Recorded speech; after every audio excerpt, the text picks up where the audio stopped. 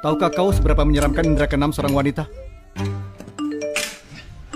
Aku sudah tahu itu pasti dia. Kau makan bersama kami tapi masih bercanda-canda dengannya. Sudah aku katakan itu hanya salah satu rekan kerjaku. Kenapa kau sepanjang hari curiga terus? Jelas-jelas tahu kau punya pasangan, tapi tiap hari masih menumpang mobilmu. Aku sudah lama merasa ada yang tidak beres. Sudah terbukti bersalah tapi masih menyalahkanku yang curiga. Kau kapan selesai? Tidak akan selesai. Putus. Indra keenam kalian para wanita ini benar-benar akurat sekali. Hanya dari satu gerakan kecil saja sudah bisa ketahuan ada yang mencurigakan. Tadi aku sama sekali tidak tahu apa yang dilakukan Wandi. Sebenarnya wanita secara alami sangat peka terhadap beberapa hal kecil. Apakah sudah lupa kejadian waktu rumah kita kembalikan waktu itu? Sayur hari ini lumayan segar. Iya. Ada orang yang masuk ke rumah kita. Ayo. Cepat, telepon pengelola gedung. Apakah hanya kekhawatiranmu saja?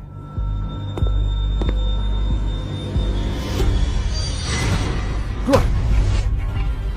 Ikut aku ke kantor polisi. Ayo.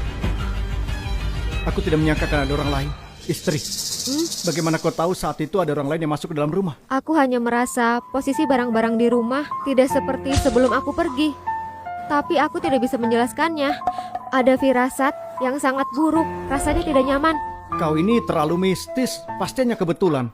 Kalau begitu apakah kau masih ingat waktu kita pertama kali bertemu? Caca, cepat bantu aku dandan. Nanti akan ada jamuan makan penting. Jamuan makan apa? Begitu meriah. Aku akan mengenalkanmu dengan seorang bos besar, teman SMA Wandi. Dia berbisnis di luar negeri, sangat mengagumkan. Baik, restoran ini sangat enak. Benarkah?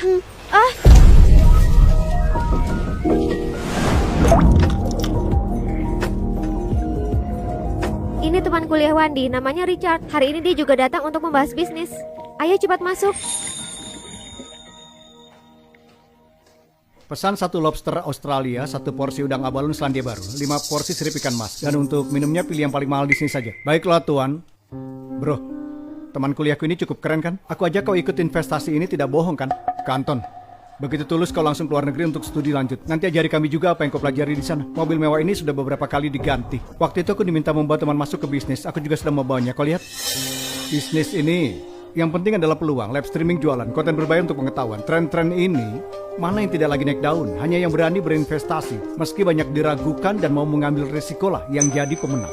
Baru-baru ini aku menemukan pasar baru di luar negeri. Sedang mencari pendanaan. Hanya butuh 200 juta. Aku bisa menarik kalian bersamaku. Nanti tiba waktunya bisa naik 10 kali lipat atau lebih. Bagaimana caranya? Boleh, kau benar-benar baik sekali. Cepat Richard. Maaf semuanya.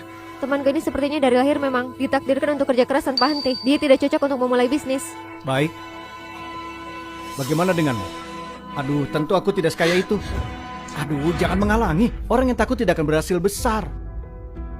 Terus apa yang terjadi setelah itu kalian juga tahu. Anton itu sebenarnya rentenir. Sengaja memperkenalkan ke kalian buat pinjam di sana. Katanya bunganya rendah. Padahal banyak sekali ketentuan tersembunyinya.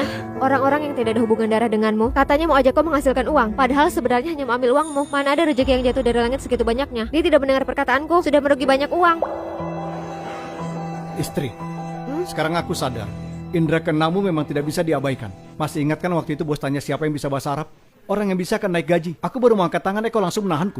Tidak disangka, Josh yang dulu angkat tangan itu dipindahkan ke cabang luar negeri untuk membantu selama 2 tahun. Baru setahun di sana, udah dibegal 3 kali. Sebenarnya sebagian besar indera keenam muncul dari rasa curiga ketika melihat sesuatu yang tidak wajar dan belum tentu selalu benar. Tapi punya sedikit kewaspadaan tidak masalah. Lagi pula kau sudah setahun di perusahaan. Bos itu sangat pelit. Masa ia tiba-tiba memberi kenaikan gaji tanpa alasan? Di perusahaan tidak ada yang mau keluar negeri. George sudah angkat tangan tidak jadi pergi. Itu berarti tidak menghormati bos. Nanti pasti akan kena masalah juga. Masuk akal. Ternyata pikiranku terlalu sederhana. Pokoknya, mendengarkan perkataan istri tidak akan merugi. Indra keenam itu bukan untuk menciptakan masalah. Mengikuti perkataan istri itu kunci sukses.